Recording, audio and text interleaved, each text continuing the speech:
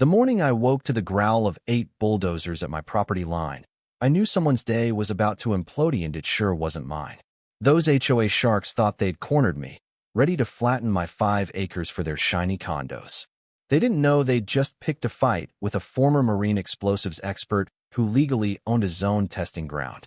From my reinforced bunker, I watched their smug faces on my security feeds, my finger hovering over a button labeled Thunder. Drop a comment below. Where are you reading this from? By the end, you'll be cheering when you see what happened to those bulldozers and the corrupt HOA queen who tried to steal my land. 3 years ago, grief was my shadow. Losing my wife, Emily, left every corner of our old house sharp with memories, her laughter in the kitchen, her hand in mine on the porch. The insurance money sat untouched until my therapist suggested a fresh start. That's when I found this place. 5 acres on the edge of a suburban sprawl, dirt cheap because of its odd zoning. It had been a federal defense site in the 70s, decommissioned after Vietnam, but locked in with a grandfather clause. My grandfather, a Korean War vet, snapped it up for pennies and left it to me, permits and all. The deed, yellowed and scribbled with his notes, felt like a lifeline when I held it that first day. Build something worth defending, James, he'd written. I intended to. The house was modest, backed by a fence testing pad with concrete barriers and safety systems. My job with a private security firm testing bomb detection gear made this land perfect. No more long commutes. Renovating the place became my therapy. I rewired, replumbed, and rebuilt, each nail driven pushing back the emptiness Emily left. Neighbors watched from their manicured lawns, curious about the quiet guy fixing up the weird lot. Only Tom Harper, a grizzled Army vet, broke the ice with a cherry pie and a warning. Watch the HOA, son. They ran me out of my last place over a fence they didn't like. I brushed it off. My land predated their rules, exempt by county law. How naive I was. Trouble started 6 months in when Laura Bennett took over as HOA president. A real estate mogul with a smile like a blade, she had plans for luxury condos with lake views. Me land was the only obstacle. The first violation notice hit, calling my safety fence unsightly. I called the HOA, explained my exemption, and thought it was settled. 3 days later, a certified letter demanded $25,000 for 12 code violations. Digging into county records, I found Laura's firm had bought the adjacent land, her condo project hinging on my property. Then came the harassment. Fake noise complaints, anonymous calls to my boss questioning my sanity, trash dumped on my lawn before inspections. I stayed calm, documenting everything. Laura's network was a hydra. Her husband owned the county's biggest construction firm. Her friends packed the HOA board, and her influence snaked through the zoning office, tax assessor, even the sheriff's department. My mailbox got smashed, only for a violation to arrive hours later. My company truck, legally parked, racked up tickets despite exemptions.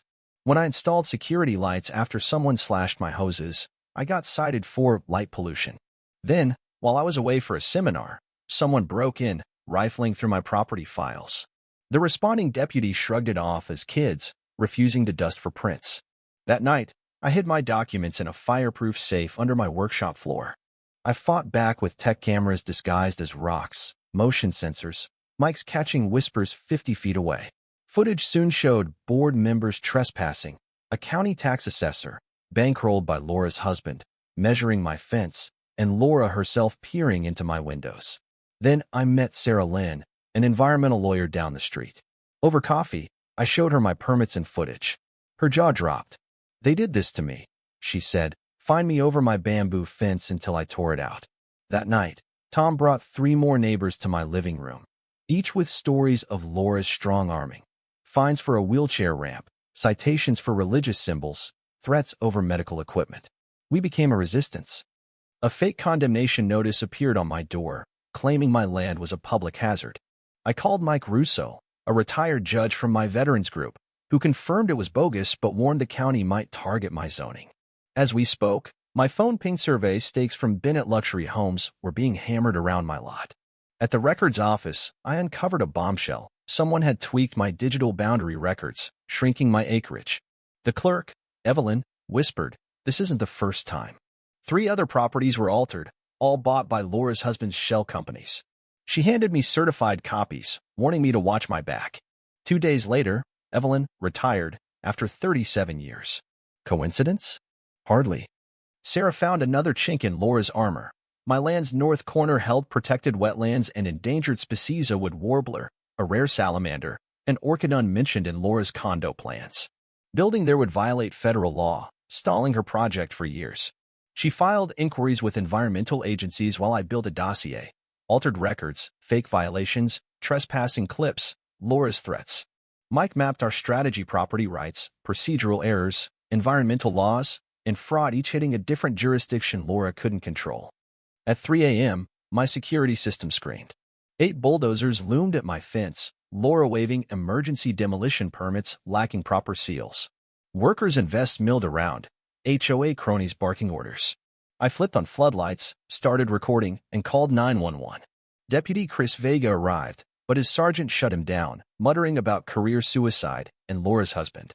Laura claimed my land held unstable explosives, ignoring my clean inspection 3 months prior. The permits cited a repealed ordinance. "These are fake," I said, snapping photos. Laura snapped, "Your protections are revoked," as workers hesitated. Neighbors gathered, Tom recording on his flip phone. I retreated to my bunker-reinforced walls, monitors showing every angle, a red button labeled Thunder. As a bulldozer tore through my fence, I hit Protocol 1. Sprinklers erupted, not with water but bright blue crime scene dye, soaking the crew and machines.